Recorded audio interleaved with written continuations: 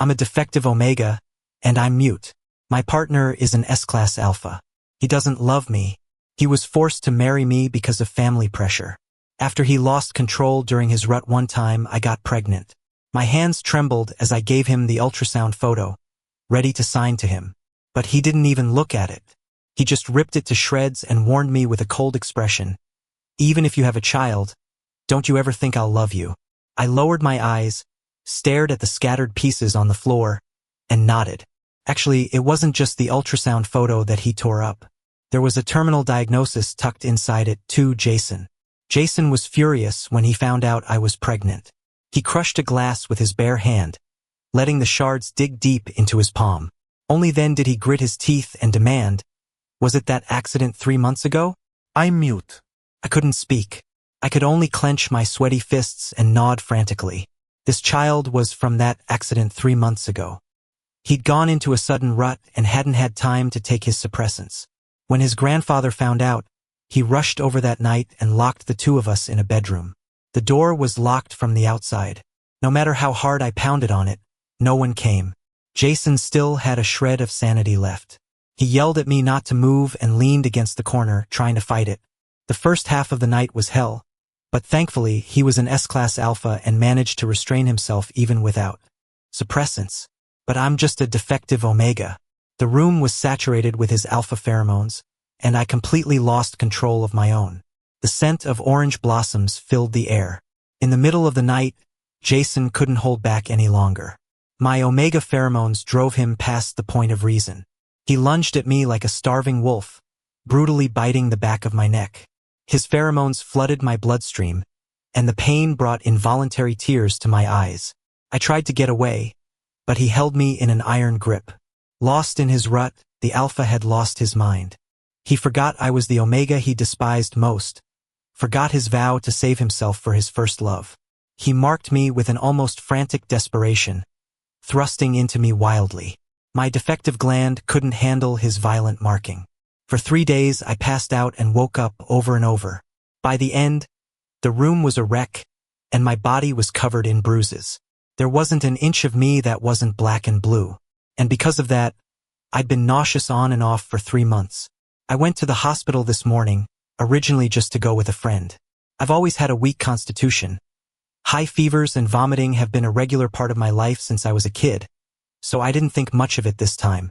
My friend was the one who insisted I get a checkup. I never imagined that one checkup would reveal a pregnancy and early-stage stomach cancer.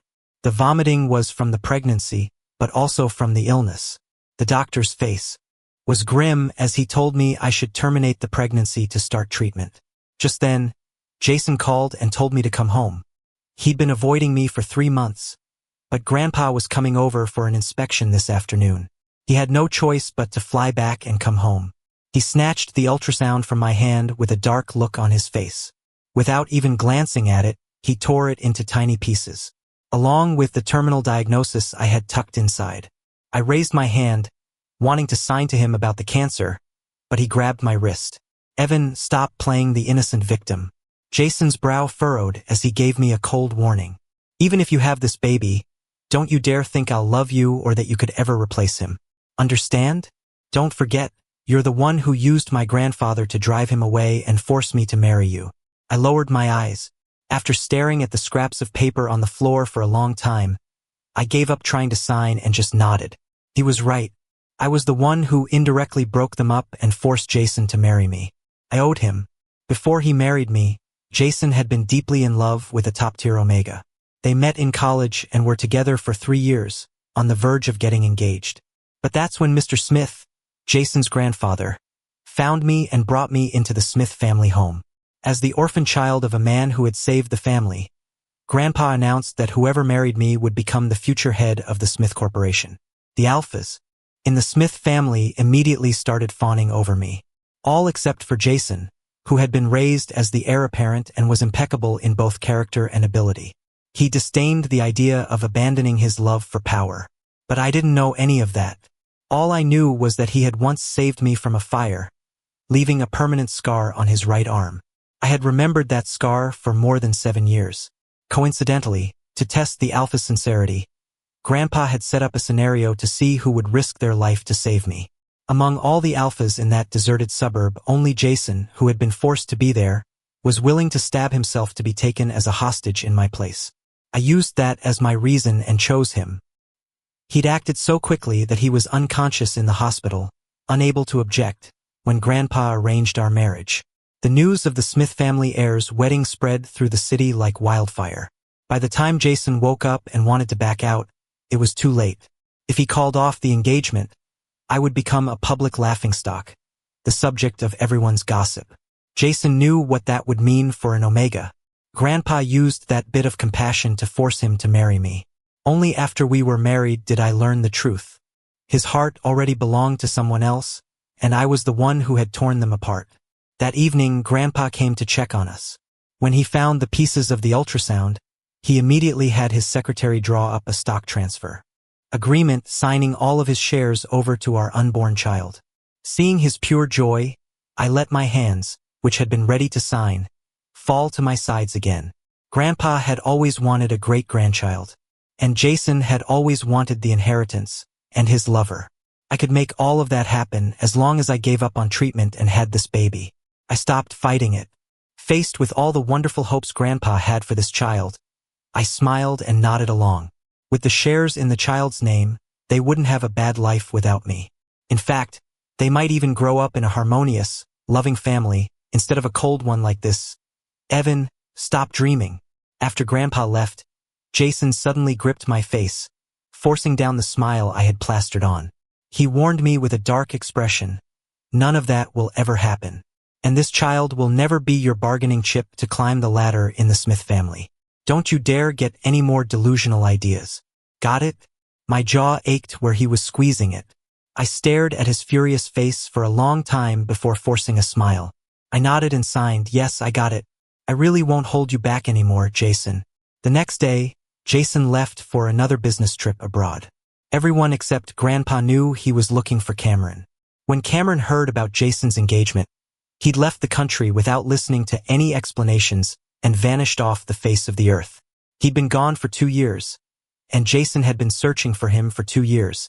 I had to go to my prenatal checkups and buy synthetic pheromones by myself. On the way, I ran into the doctor from before. He frowned when he saw the prenatal report in my hand. "Evan, are you planning to refuse treatment?" I was a little surprised.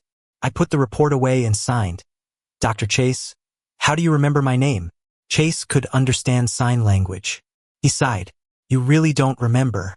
We were high school classmates, Evan." I froze. In high school, I was the poorest kid in our class. I was used to burying myself in my studies in a corner, and I didn't know anyone except for Jason, who had actively approached me. I was about to sign an apology when Chase grabbed my wrist, pulled me into his office, and frantically dug out my file from the other day. "This is still early stage. If you terminate the pregnancy, it's treatable. Listen to me. Get rid of the baby. I'll help you get better." I gave a bitter smile and shook my head. After thanking him, I told him I was determined to keep the baby and refuse treatment. Chase's expression immediately soured. "Is it because of that alpha husband of yours? He won't let you?" Quickly waved my hands. "I want to keep this child for myself. After all, I owed Jason 2 lives. I had to pay him back, right?" Chase didn't say anything else that day. But afterward, every time I went to the hospital for a checkup or to buy synthetic pheromones and medicine, he would urge me to start chemo. I refused every single time. He never got angry, just kept trying, never tiring of it. It wasn't until I was hospitalized after fainting from overusing synthetic alpha pheromones that Chase finally grabbed my shoulders, genuinely angry. "Evan, you have your whole life ahead of you. Why are you throwing it all away for one alpha? He doesn't deserve." I knew he was just being a good doctor, so I signed an apology. But his face was grim, and he wouldn't let go. A faint trace of a calming pheromone, unique to an S-class alpha, even filled the air. The light scent of juniper eased my discomfort. "I can do what he can't." Chase raised a hand to the back of my neck, his voice suddenly choked with emotion. "Evan, can't you just turn around and look at me? Just once?" I snapped back to reality.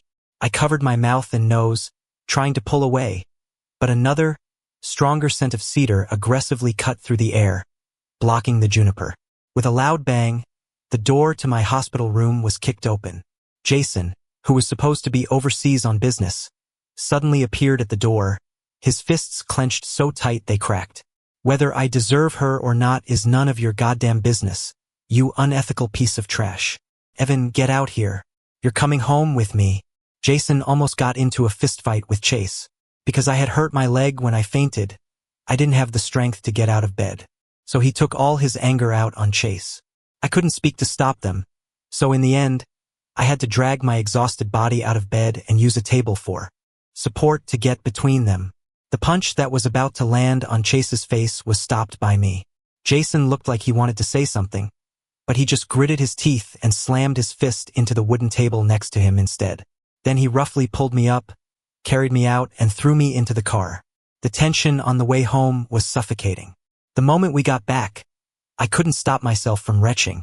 I stayed in the bathroom, vomiting until my head spun and my vision blurred. Dimly, I saw a splash of bright red near my hand. Just as Jason pushed the door open, I frantically wiped away the blood and flushed the toilet. His face was as dark as ink, but he handed me a glass of warm water. From now on, I'm staying home to take care of you. I'll provide the pheromones you need and find a private doctor. You are not to see that alpha doctor again. I looked up in shock, my heart skipping a beat. He quickly added, it was Grandpa. He forced me to come back by threatening me with the company. I smiled to myself. Of course.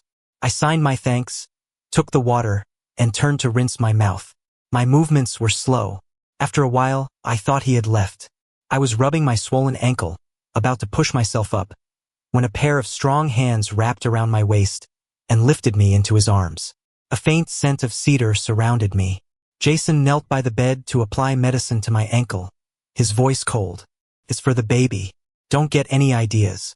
Maybe this baby really was that important. The next day, Jason stopped speaking harshly to me. He even started working from home to personally oversee my care. Our relationship eased considerably.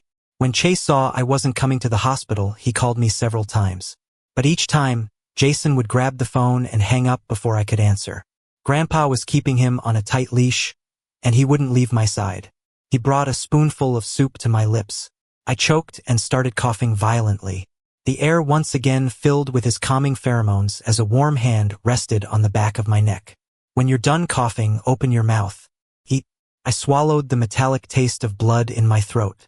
Because of the temporary mark, the gland he had once bitten was itching. The baby in my belly was also heavily dependent on its alpha father's pheromones, making it impossible for me to resist. I silently accepted the childish act of being fed. For the next week, I was forced to accept Jason's care. That included him providing pheromones by kissing my gland. I knew he was doing it for the baby, but Cameron, who had been gone for 2 years, chose that moment to barge into the Smith house and witness this intimate scene. He had no idea. His pupils contracted, and his eyes filled with tears as he stared at us. Jason, you really have a child? You're really together? The hand on the back of my neck suddenly tightened. The butler rushed in, panting, and explained, I'm sorry, young master. I couldn't stop Mr. Cameron. Cameron turned and ran out. Seeing his first love again after 2 years, Jason was stunned. He shoved me away and chased after him without even grabbing his coat. It was below freezing outside. The chaotic, shocked pheromones fluctuating in the cold air made me feel physically sick. No one had expected Cameron to come back at a time like this. That night, I spent a long time retching in the bathroom. My stomach was in agony, but I couldn't take any painkillers. My face was as white as a sheet, which scared the butler. He frantically tried to call Jason, but the call wouldn't go through. My breathing was shallow as I shook my head, signaling him to just let it go. Once this bout of pain passed, I'd be fine. But I had overestimated myself. After passing out from the pain, I woke up in the hospital. The butler was talking to Chase about something. Seeing I was conscious, he sighed in relief. Thank goodness Dr. Chase understands your condition. Evan, I was on the phone, and he immediately brought his things over to treat you. Alfred, the butler, worked for Grandpa and was terrified of anything happening to me. Once Chase assured him I was really okay, he sent him downstairs to pick up my medication. I frantically signed. Did you tell him about my illness? Chase's brow was furrowed. his usually calm and gentle face showing his displeasure. "Evan, after everything that's happened, you're still worried about him?" I lowered my eyes and nodded. "I'm sorry, but I don't want him to." No. Completely at a loss, Chase ran a hand over his face. "As long as you don't agree, I won't tell them about your condition." "Thank you." I pulled out my phone, ready to leave, but he grabbed my hand again. "Evan, divorce him. I'll take care of you. I'll help you get better. Do you have any idea how many years I've been waiting for you?" My memories of high school are a bit blurry. The clearest impression I have is of Jason, who was sent to the countryside by his family to experience life and followed me around all day. Back then, he wasn't as cold as he is now. I was the one who pushed everyone away. After my biological parents died in an accident when I was 5, I became insecure, sensitive, and withdrawn at the orphanage. Every day after my 5th birthday, someone was calling me a monster or autistic. I gradually got used to the malice and the silence. But in my first year of high school, Jason, who moved into my dorm, wasn't used to it. He would confront the people who made passive-aggressive jabs at me and fight off the bullies. He'd pile my bowl with food, claiming he was on a diet, and give me half of his already double-portioned breakfast. He was also a chatterbox, tirelessly following me around, and after a year, he got me to speak. I said thank you. He was shocked. "Little mute, you can talk?" I smiled and said, "Yeah." After that, he tried every day to get me to talk. It was as if I'd become a normal person, gradually daring to speak my mind. But life is never perfect. Just when I was closest to a happy life, a fire broke out at the place where I worked part-time. I should have died there. It was Jason who ignored everyone's warnings, rushed in, and saved me. Halfway out, a thick wooden beam fell and hit him. The smoke poisoned my vocal cords and I passed out. When I woke up in the hospital, the doctors told me the Smith family had taken Jason away and transferred him to a hospital abroad. I spent all the money I had, but I couldn't find him until the year I graduated from college. Mr. Smith brought me back to the Smith family and told me to pick an alpha I liked at a banquet. Seeing him again after 7 years, the wine glass in my hand shattered on the floor. But Jason, dressed in a sharp suit, just glanced back at me, his expression completely blank. It was as if he didn't want to acknowledge me anymore. "I'm sorry, I really don't remember you." I signed apologetically to Chase, unable to recall when we had ever met. "I guess so. When you think back to that time, you're like a lost soul. Why would you notice who was by your side?" He laughed at himself and didn't bring up the past again. He also couldn't stop me from leaving. I didn't want to stay in the hospital, not because I disliked him, but because I hated the smell of disinfectant. It reminded me of the car crash when I was 5 and the fire when I was 17.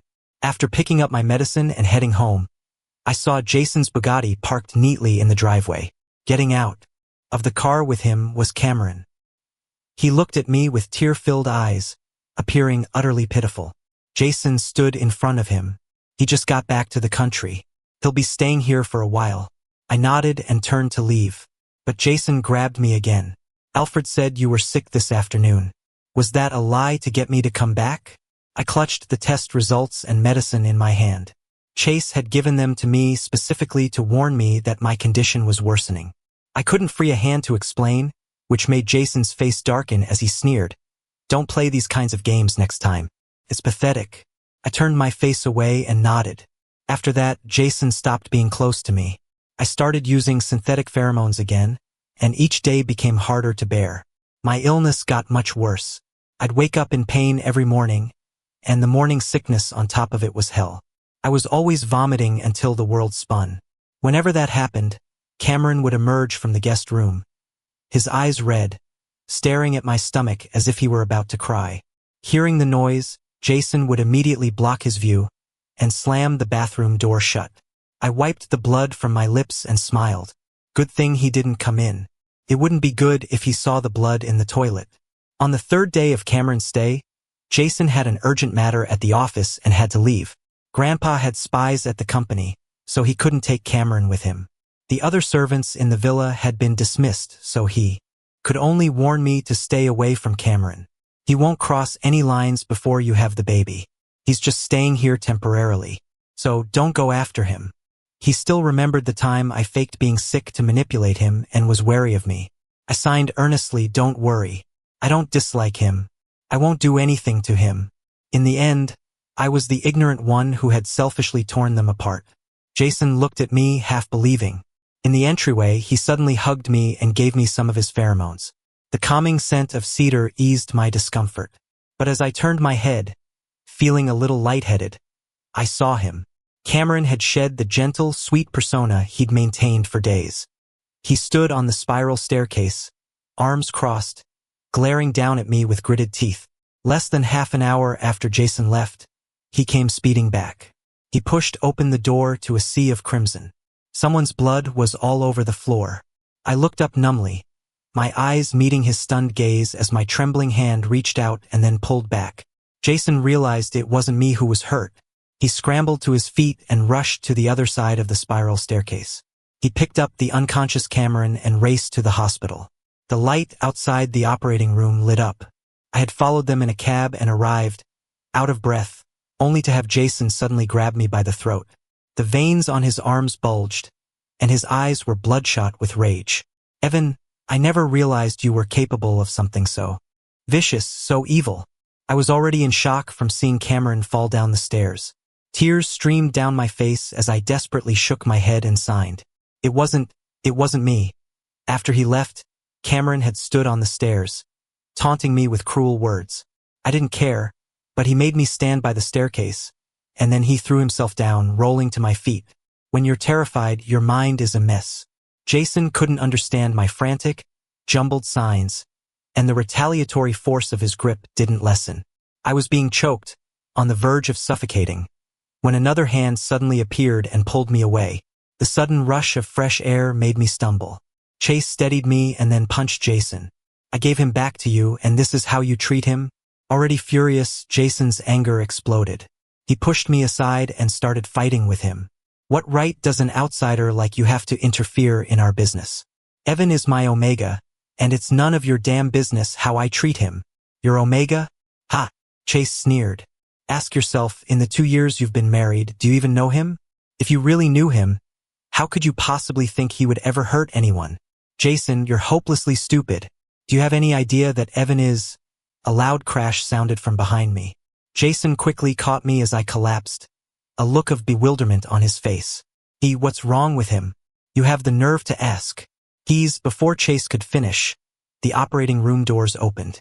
The surgeon, without even taking off his mask, asked urgently, "Who is the patient's family? Come with me."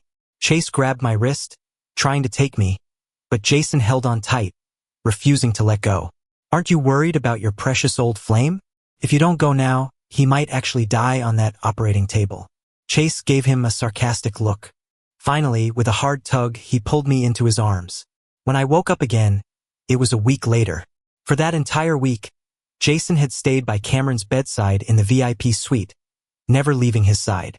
Naturally, he had no idea that my illness had progressed to the point where it was completely untreatable. After getting up and having some tests done, I begged Chase not to tell anyone. He nodded, his eyes red, and prescribed me some painkillers with minimal side effects. I'm sorry.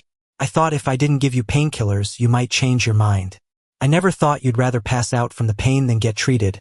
From now on, I'll just act as a regular doctor and respect your choices. Painkillers without side effects existed. He just hadn't prescribed them before. I smiled and told him it was okay, then thanked him. After another doctor called Chase away, I asked a nurse for Cameron's room number.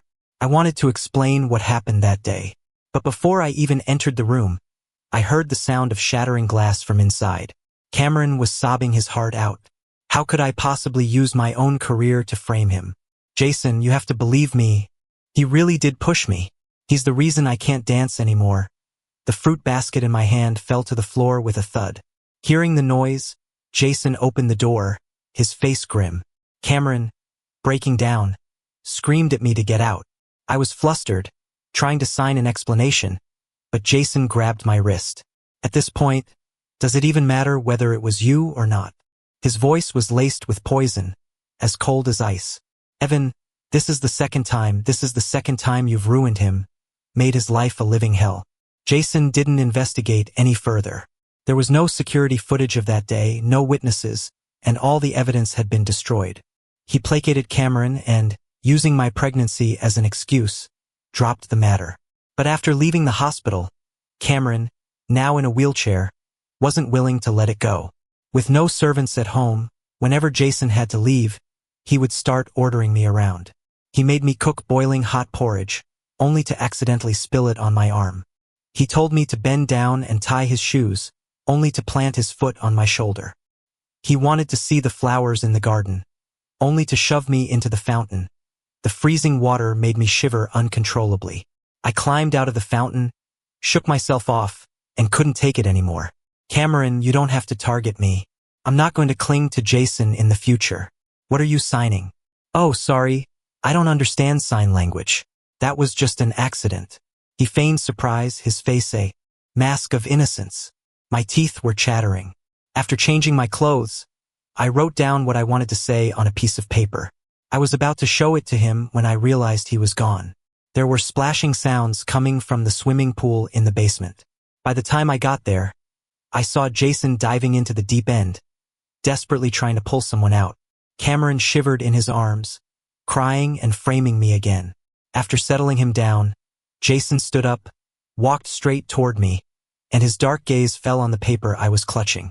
It read, "After the baby is born, I will leave him. I will never bother him again." I thought the words would prove my innocence, so I eagerly held it out to him. But after Jason read it, he wasn't happy like I expected. His face grew darker, becoming terrifying. He practically ground his teeth as he demanded, "You're saying you'll leave after the baby is born? Leave the Smith family forever?" I nodded like a bobblehead. "Don't worry, I'll leave the baby with you, and I'll disappear completely. Rip." Jason tore the paper apart in a sudden rage. Ignoring Cameron behind him, he stormed out of the pool area. Maybe because I'd been out in the cold, I developed a high fever that night. The complications from the cold woke me up in agony. I fumbled for my painkillers but couldn't find them anywhere. Then I remembered. Cameron had taken my wet clothes from earlier today. The pills were in the pocket. I forced myself to get up, enduring the pain, and knocked on the guest room door. Cameron was still awake, casually playing with the small bottle. "Morphine extended release tablets.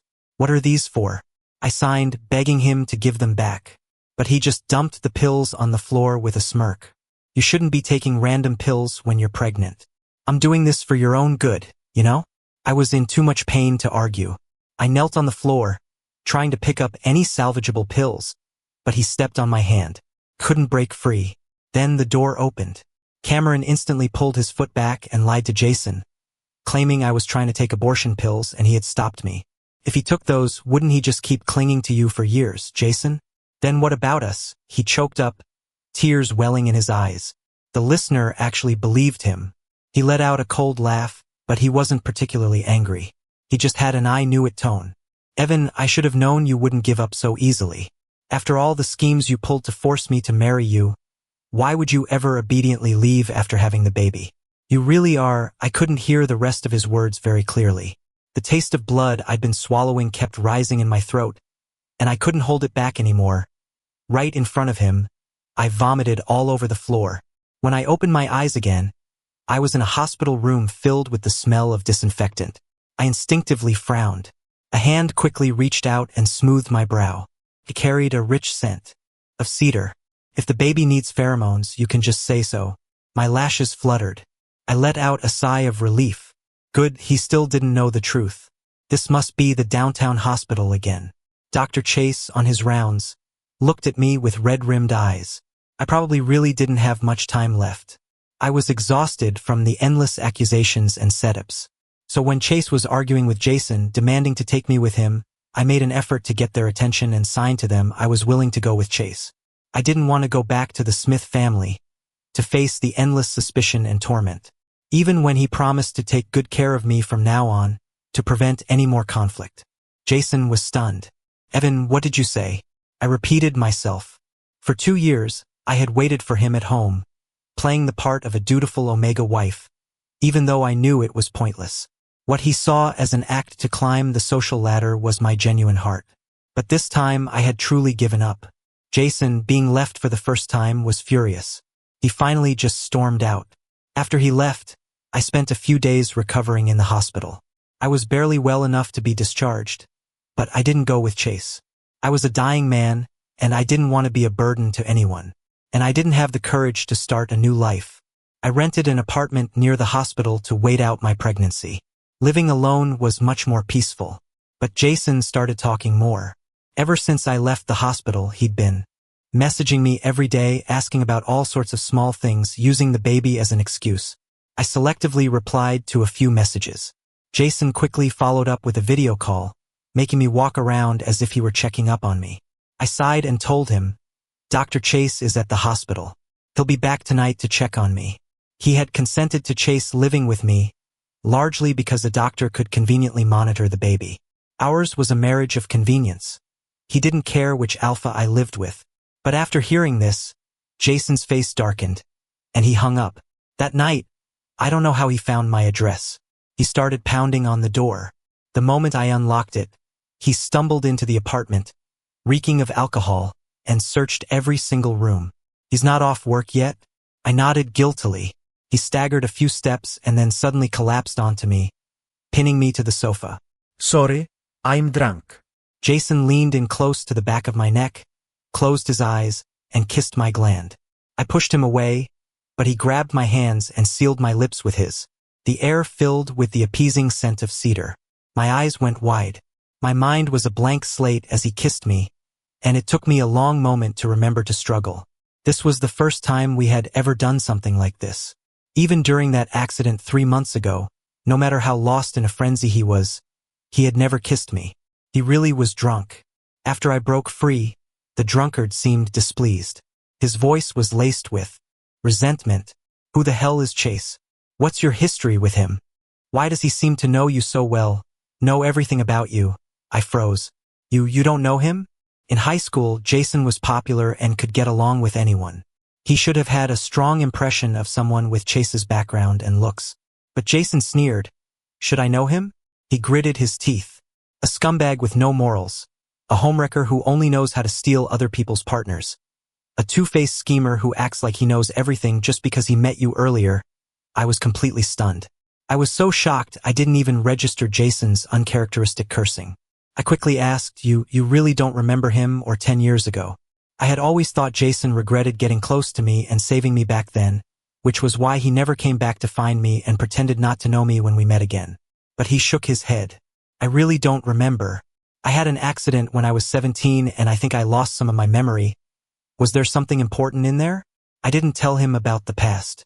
It seemed any chance for a turnaround had come too late. Fate still loved to play its cruel jokes. Jason didn't understand my sadness. He grabbed my wrist and pulled me closer, his fingers pressing into the bruises there. I grunted in pain. He paused, then suddenly pushed up my sleeve. From my wrist to my arm were all sorts of burns and bruises Cameron had inflicted while he was gone. Jason stared at the marks as if he'd been struck by lightning, half of his drunkenness gone. He gritted his teeth, his voice dark. "Who the hell did this?" I started to sign, but then hesitated. The answer was so obvious, yet he still didn't suspect Cameron. They must have really trusted each other in college. The things Cameron did to me were just because he loved Jason too much. There was no need for me to stir up more trouble between them. So I changed my sign. I did it myself. By accident. A flash of pain crossed his eyes. His knuckles turned white as he found some ointment and started applying it for me. When he finished, he hugged me and murmured, "Evan, he seemed to have something he wanted to say to me." But in the end, the words never came. Perhaps it was the pheromones, but I slept surprisingly well that night. The next morning, Jason woke up, abruptly let go of my waist, and tried to play it cool. "Last night, I know. It was for the baby." I signed, cutting him off. The baby was already 7 months along and desperately needed its alpha father's natural pheromones. But his eyes darkened. He stared at my slightly rounded stomach for a long time before giving a stiff right. A week later, Grandpa returned to the country and hosted a family dinner at the estate. He didn't know that Cameron was also back, let alone living in the Smith family home. Before we left, Jason sternly warned me again not to say anything about Cameron. "Alfred and the servants are gone. Only you and I know about this." I nodded in agreement. But when we arrived, Grandpa, having gotten the news from somewhere, had Cameron tied up in the dining room. I heard that since he's been back, he's been framing Evan. Upset him so much he ended up in the hospital and almost had a miscarriage? The old man's cloudy eyes were as sharp as a snake's, darting between the gagged, sobbing Cameron and Jason. The dining room was dead silent. Jason's hand, forced to hold mine, tightened unconsciously. After a long moment, he finally spoke. "Grandpa, it's a misunderstanding, so you're saying Evan really did all those despicable things?" "No." Jason shot to his feet. "It has nothing to do with Evan. He would never do that. The Smith family rules were strict. Using dirty tricks to harm someone here, even if pregnant, meant a night of kneeling in the ancestral hall." But after defending me, Jason froze. He had said it without thinking, a gut reaction. He knew deep down that I would never do anything to hurt anyone. He just hadn't been willing to admit that Cameron would lie. Now that it was out in the open, in front of everyone, Grandpa was the first to smile. His anger turned to amusement. "Since you say it wasn't him, I believe you. But you don't need me to teach you what to do next, do you?" Jason kicked Cameron out of the Smith family home. He also rehired a team of servants and brought me back home. The day he left, Cameron clung to Jason's sleeve, sobbing uncontrollably. He still wouldn't admit to framing me, bringing up again how he couldn't dance anymore, crying pitifully. He thought Jason would be swayed by their past. But this time, Jason's eyes were filled with disappointment. He shook his hand off. "Let's leave each other with some dignity, Cameron." After having Cameron sent away, he turned his cold gaze on me. "Are you satisfied now, Evan? You've finally become the master of the Smith household. No one can threaten your position anymore. So don't ever bring up that stupid threat about leaving after the baby is born again." I didn't offer any defense. Left standing there, I bent over as a sharp pain shot through my stomach. After the late winter, the glaciers and snow-capped mountains would begin to melt. If I was lucky, maybe I really would live to see the mountain flowers bloom next spring. After Cameron left, Jason was down for a while but quickly pulled himself together. He became more focused on his work and on me. He suddenly couldn't understand why I was getting thinner as my pregnancy progressed. Putting his work aside, Jason began to take care of me seriously. This time was different from early in the pregnancy. He was much more skilled at caregiving now. The way he looked at me and moved when he gave me his pheromones was strangely gentle. Every time we went for a prenatal checkup, he deliberately prevented any contact between me and Chase, not even letting us exchange a single word. We had a period of peace. Just when I thought he had truly forgotten Cameron and would be this gentle to me until I died, I was kidnapped. That day, Jason had asked me out to dinner, saying he had something important to tell me. But he had an urgent meeting at his company. After the meeting, he sent his secretary to pick me up. On the way, an SUV forced our car to a stop, and armed kidnappers took me. They brought me, completely helpless, to an abandoned auto repair shop in the suburbs. In front of a pile of steel pipes, another person was tied up, Cameron, who was supposed to have left the city. He was bound tightly, but his face showed no fear. Before I could process anything, a gunshot shattered my thoughts. A kidnapper held Cameron hostage, backing into a corner, and fired a shot toward the opposite side. The person who had been forced to freeze in place was Jason. The kidnappers probably hadn't expected Jason to get there so fast. A sharp blade was pressed against my neck, drawing a startling line of blood along my skin. The man threatened Jason, "You've got two of them. Today you can use your money to buy one back. The other one stays with me as a hostage." A flicker of shock crossed Jason's panicked face. The scene was eerily similar to the kidnapping his grandfather had orchestrated 3 years ago. Back then, he had chosen to trade himself for me without hesitation. But this time, Cameron was brutally kicked in front of him, spitting up blood that pooled on the ground. He even managed a weak smile at Jason. "These guys are after me. Don't worry about me. Save him and your child." Before he could finish, another bloody gash was cut into Cameron's arm. Jason roared, "Stop!" The kidnappers gave him 1 minute to think.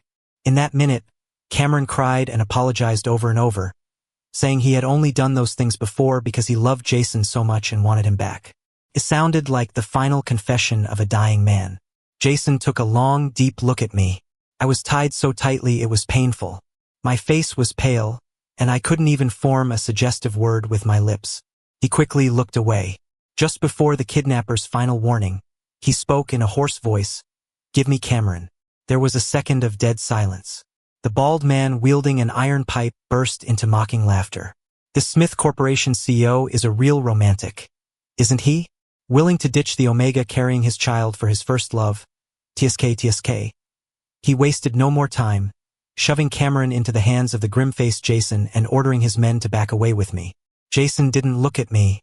He grabbed Cameron and fled the abandoned garage, disappearing from my sight. After crossing a field of tall grass, the Smith family's bodyguards, led by the secretary, finally arrived. But the situation was too urgent, and there was only one bodyguard. Jason threw Cameron to the bodyguard and was about to go back alone to save me. The secretary, who had just transferred the ransom money, grabbed him. "The police will be here in 10 minutes, Mr. Smith. Please wait. You can't fight all of them by yourself, but Evan is still in their hands." Jason's eyes were red. "Every minute he's their hostage, he's in more danger. If it comes to it, I'll take them all down with me." Ignoring the desperate pleas of his secretary and Cameron, he snatched an iron pipe from the bodyguard and charged back. But on the way, the distant garage burst into flames. The field of tall grass, only a few hundred yards away, was engulfed in black smoke, obscuring his vision. Jason froze, completely stunned. It felt like a string inside his brain had snapped. He rushed in recklessly, desperately searching for me. But in the end, there was nothing but ash and debris. The familiar scene sent a splitting headache through Jason, and memories flooded back like a tidal wave. He finally remembered the promise he made to a little mute boy when he was 17. He had clearly said that after the college entrance exams, he would take Evan home and make him his legal family. He swore he would take care of the quiet, withdrawn boy for the rest of his life, that he would never let him be bullied again, never let him have to live by anyone else's rules. But in the end, what had he done in the 2 years they were married by a twist of fate? He gave him the silent treatment, stayed away from home, deliberately let rumors of his affairs spread to Evan, breaking his heart. He humiliated him time and time again to protect someone he no longer loved. Just a short while ago, he had even assumed the kidnapping was another one of his grandfather's setups and abandoned Evan for his ex. He knew Evan was timid and hated pain more than anything. His heart ached with an unbearable, suffocating pain. That day, firefighters tried to pull him from the fire as he was trying to kill himself. But Jason pushed them away, clutching a bundle of rope and 2 diamond rings he never had the chance to give, and cried like a child who had done something terribly wrong. He refused to leave. He wanted to die with Evan. He was so close to confessing, to telling Evan he had fallen in love with him. They were so close to having a happy life as a family of 3. Now, that dream could only be fulfilled in the afterlife. The firefighters were at a loss. Finally, a police officer rushed in and yelled at him, "Your partner is right outside. If you don't get out now, you won't even get to see your own child." The day of the kidnapping, just moments before it happened, I was on the phone with Chase. Jason had forbidden me from contacting him, but since he wasn't around, I took the chance to call and let him know I was okay. Suddenly, I was abducted. After Jason took Cameron, the kidnappers confirmed they had the money, tied me to a chair, and planned to burn me alive to destroy the evidence. I struggled with all my might, but it was useless. But thankfully, just as the flames licked the edge of my clothes, Chase appeared. He was out of breath, his hands trembling as he untied the ropes and carried me out of the garage. The shock sent me into premature labor. After giving birth, I lost all my strength and was kept alive by machines in the intensive care unit. When I woke up, Jason was at the door, arguing with Chase. He couldn't understand. It was just childbirth, so why was I in the ICU? He thought I was angry at him, that I was avoiding him. Chase, unable to take it anymore, told him the truth. Does he even need a reason to avoid you? Evan has had stomach cancer for a while now. He was going to die just to have this baby and give you your freedom. Jason, you son of a bitch, you played with his heart. Jason froze. He stood there for a full 10 seconds before shaking his head in disbelief. What are you talking about? Stop lying to me. If Evan doesn't want to see me, fine, but don't you dare curse him. Did you think he was really vomiting blood that day because he ate something bad? That was his illness acting up, and he made me swear not to tell you. He wanted to use the baby to give you your freedom, to help you be with the person you love. He wanted you to be happy. By the end, Chase's eyes were wet, and his voice choked up. Jason, if I had known you would treat him like this, I would have snatched him away from you back then, even if it meant he hated me for it. It would be better for him to hate me than to just disappear from this world, to never be seen again. Later, Jason found out that everything Chase said was true. He even found the torn pieces of the ultrasound from the day I was diagnosed, and discovered the fragments of the terminal diagnosis tucked inside. If they had been in love, they could have had another child later. There was no rush, but he, with his own hands, had torn apart my will to live. The pain in Jason's heart was suffocating. What made him despair even more was when his secretary discovered that the kidnapping wasn't orchestrated by his grandfather. It was a setup by Cameron. 2 years ago, Grandpa had given him $0 million to leave the country. After squandering it all on gambling, he came back to leech off Jason again. When Jason kicked him out, he designed the kidnapping plot. If Jason saved me, he would split the ransom with the kidnappers and fake his death to leave the country. If Jason saved him, the kidnappers would kill me, and he could get back to Jason's side to keep getting money. From the very beginning, Cameron's return was all about the money. Jason locked him in the basement and tortured him until he finally confessed to all the framing, scheming, and the things he had done to me in private. When Cameron finally emerged from the basement, he had lost his mind. He was sent to a psychiatric hospital, never to see the light of day again. Lately, I've been asleep more than I've been awake. I barely managed to open my eyes to see Chase in a protective suit, holding the baby for me to see. He was premature and had just been taken out of the incubator. He was wailing, but when he touched my face, he suddenly stopped crying. I didn't have the strength to lift my arms to hold him, so I just pulled my lips into a smile. Chase helped the baby touch my hand. Jason stood outside the door, watching the scene, his eyes so red they looked like they could bleed. It was regret, resentment, but most of all, it was pain. He had been standing guard outside my door for 3 days. I had finally woken up, but Chase refused to let him in. This public hospital wasn't his territory. He pressed himself against the large window, refusing to eat or drink, just continuing his vigil. The baby, tired from touching me, was soon put back in his cradle. Chase glanced at the man outside the door, then turned back to me with a frown. "Do you want to see him? He says he's recovered his memories and found out the truth about everything. He wants to apologize." I couldn't sign, so I just shook my head. Chase smiled in relief. He also said he was going to confess to you on the day of the kidnapping. That even though he lost his memory, he had fallen in love with you all over again and wanted to start fresh after the baby was born. What a fucking act. Chase rolled his eyes, furious. If he really had no second thoughts, he wouldn't have left you to save Cameron that day. Understand? Evan, don't be fooled by his sweet talk again. He made me smile. I nodded. Then, with great effort, I raised my hand, which was covered in tubes, and removed my oxygen mask. Chase unconditionally helped me, asking in a choked voice, "What do you want to do?" "I'll do it for you." I smiled at him. I mouthed the words, "I will never see Jason again." Maybe it was from the moment he chose to believe Cameron, or maybe even earlier. I had already let him go, along with all our memories. That night, Jason kept watch until late. Finally, Chase came out of the room holding the baby. This time, Chase didn't ignore him. He placed the baby in Jason's arms. He said the divorce papers are in the 3rd drawer of the living room table. Sign them. Jason's heart sank. Chase continued, "He doesn't want anything. He just wants you to live well and raise the child. If you can, he hopes you can give the child a happy family, so he doesn't end up like him." Those last words caught in Chase's throat, and he couldn't say them. Those weren't my final words. They were what I had said to him. "I'm sorry, and thank you." When Jason got home, he found the divorce papers. My signature was already on them. A layer of dust had settled on the papers, as if they had been sitting there for a very, very long time. He slowly tried to figure it out. How long ago had Evan decided to let go? A month ago? 6 months ago?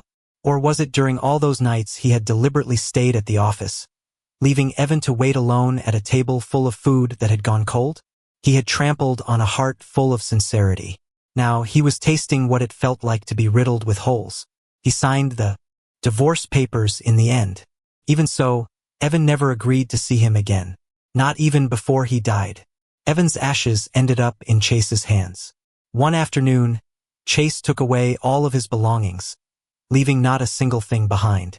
Chase handled all the funeral arrangements himself, never letting Jason get anywhere near. He sneered at Jason. You hurt him so deeply. This disgusting, fake display of devotion will only taint his path to reincarnation. Understand? Jason cried with regret until he couldn't stand. But in the end, he never even found out where Evan's grave was. The only thing Evan left him was their child. When the child smiled, he looked so much like Evan.